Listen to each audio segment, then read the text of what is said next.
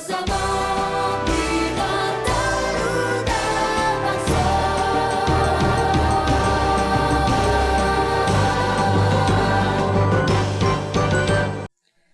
Shalom semuanya, apa kabar?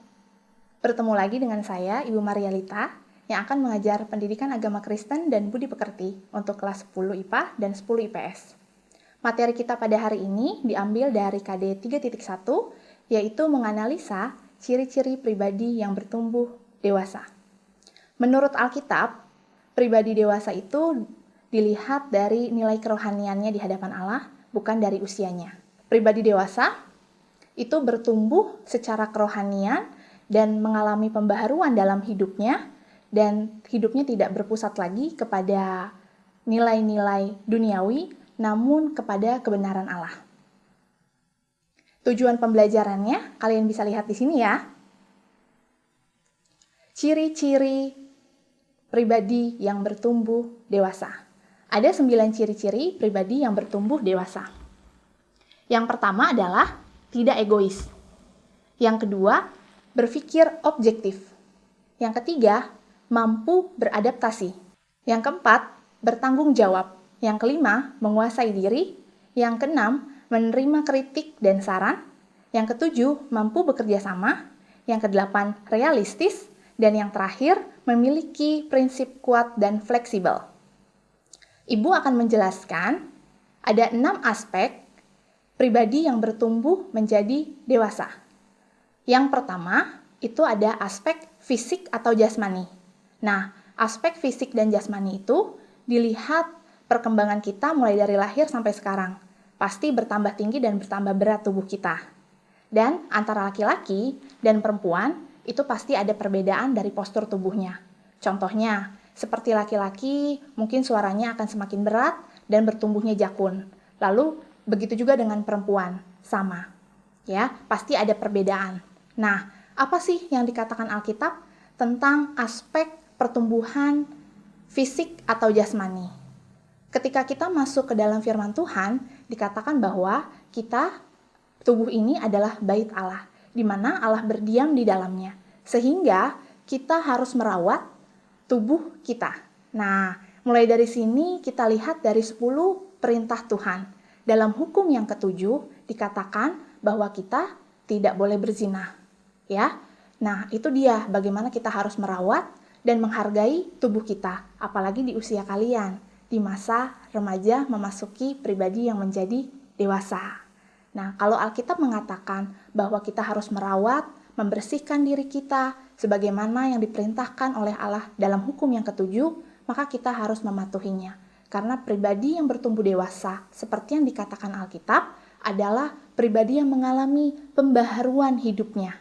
Ya, yang bukan lagi berpusat hidupnya kepada nilai-nilai duniawi, tapi berfokus kepada kebenaran firman Tuhan. Lalu, yang kedua. Aspek yang kedua adalah aspek intelektual. Apa itu aspek intelektual? Aspek intelektual itu terbagi ada 4 cara berpikir. Yang pertama, cara berpikir positif. Yang kedua, cara berpikir proaktif. Yang ketiga, cara berpikir komprehensif. Yang keempat, cara berpikir kritis. Ketika kita ingin menjadi pribadi yang bertumbuh dewasa, maka kita harus memiliki 4 cara berpikir ini, supaya berpikir kita masuk ke dalam karakter orang dewasa. Apa itu berpikir komprehensif? Cara berpikir komprehensif adalah cara berpikir secara menyeluruh. Kita juga memikirkan sesuatu sebelum bertindak. Itulah yang dikatakan cara berpikir komprehensif. Memikirkan sebab akibat apa yang akan terjadi ketika kita melakukan sesuatu. Jadi ketika kita masuk dalam tahap dewasa, maka kita harus mempunyai 4 cara berpikir ini. Lalu yang ketiga adalah aspek emosi. Aspek emosi adalah bagian dari luapan ekspresi yang keluar dari dalam diri kita ketika kita menghadapi sesuatu. Ada yang bahagia, ada yang senang, ada yang sedih.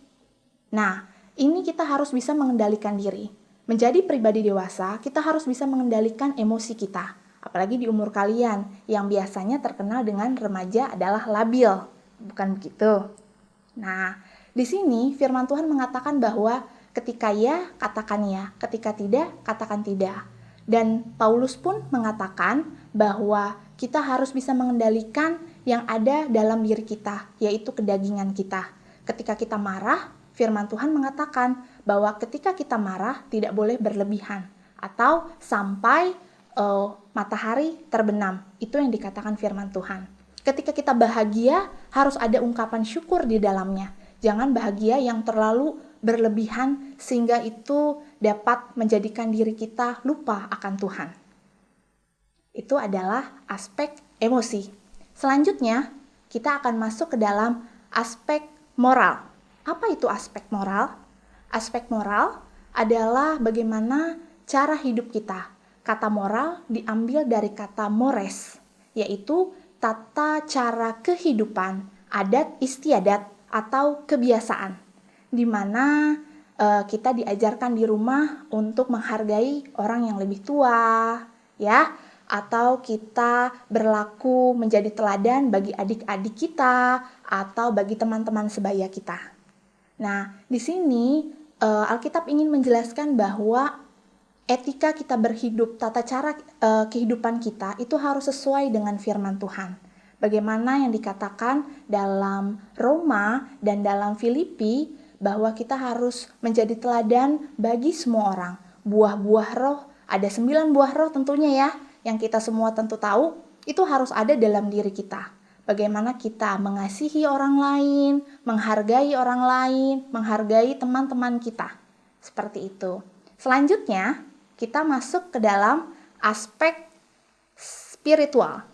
Aspek spiritual ini adalah aspek keimanan kita, di mana bagaimana hidup kita, kerohanian kita itu di hadapan Tuhan. Tentunya aspek ini tidak bisa dinilai oleh siapapun, karena yang bisa menilai hanya Tuhan. Kita tidak bisa melihat dari kehidupan luarnya saja.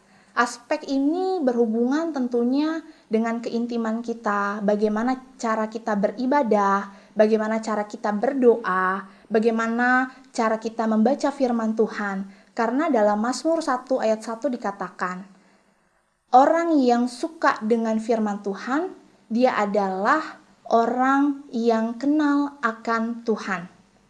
Ya, orang yang takut akan firman Tuhan dan mengenalnya itu akan diberkati. Dikatakan bahwa kita ini dalam kehidupan ini di dunia hanya sementara. Jadi kita harus mendekatkan diri kepada Tuhan tentunya. Mulai dari hal yang paling kecil, bagaimana kita berdoa sebelum makan dan mengucap syukur setelah kita makan. Atau ketika kita bangun pagi, kita mengucap syukur dan berdoa. Dan sebelum tidur. Tentunya itu adalah hal-hal yang kecil, namun dapat kita lakukan setiap harinya. Dan itu dapat mendekatkan diri kita dapat kedamaian, ketenangan dalam kehidupan kita. Inilah yang dinamakan aspek spiritual. Yang terakhir adalah aspek sosial.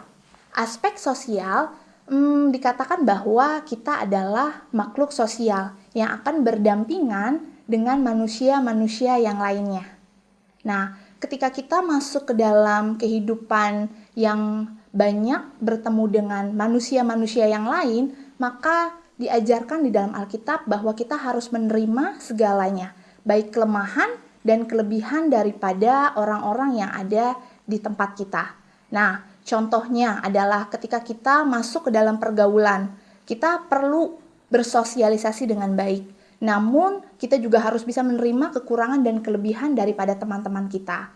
Nah, aspek sosial ini sangat diperlukan di dalam kehidupan yang bertumbuh menjadi dewasa. Karena pribadi yang dewasa akan semakin banyak mengenal orang lain, memahami karakter, dan Alkitab pun mengatakan bahwa manusia itu akan semakin bertambah banyaknya dan kita harus bisa saling hidup berdampingan satu dengan yang lainnya. Contohnya, ketika Adam diciptakan oleh Tuhan pertama kali, Lalu Tuhan lihat bahwa Adam hidup sendiri dan diberikannya lah Hawa. Betul ya? Diberikannya Hawa kepada Adam untuk menemani. Disinilah mulai kita tahu bahwa di dalam kehidupan manusia itu butuh berinteraksi satu dengan yang lainnya. Inilah yang dikatakan aspek sosial. Sehingga ketika kita bersosialisasi dengan orang-orang lain, kita harus paham dan saling menghargai. Oke, demikian pembelajaran kita pada hari ini. Tugas kalian adalah silahkan kalian membuat mind mapping mengenai 6 aspek pribadi yang bertumbuh dewasa. Dibuat secara menarik, yang kreatif. Ibu tunggu ya. Sampai bertemu lagi pada video selanjutnya. Terima kasih, Tuhan memberkati.